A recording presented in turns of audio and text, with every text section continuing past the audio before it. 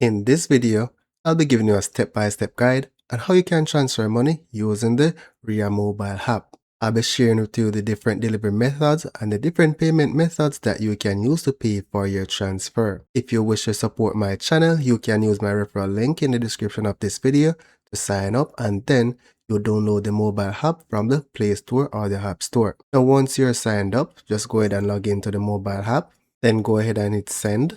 Specify the amount you want to send.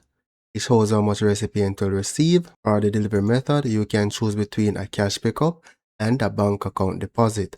I'll be using a bank account deposit. And for the payment method, you can use a credit card, a debit card, or Apple Pay. Now the fee that is associated with the credit card is $5 when compared to the debit card. Then go ahead and select continue. Then go ahead and select add new recipient. Once you complete the recipient information, go ahead and select continue. However, I'm sending to myself and my profile is already existing, so let me just step back and select it. Now on this page, you'll be required to select the recipient's bank account that you're transferring the money to.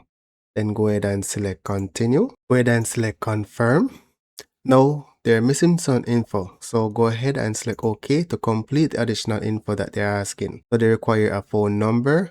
Then go ahead and select continue. They're gonna ask how you know this person, select what best applies, and then select continue. They're setting up your payment. Provide the country which your ID was issued. From the drop down, select your ID type. Once you provide your ID details, go ahead and select save. Now they're setting up the payment information. Now here's where you're going to add your debit or credit card to complete the payment. Now my card is already on file. All I would need to do is provide a security code to complete the payment and transfer the money. And that's basically it in a nutshell.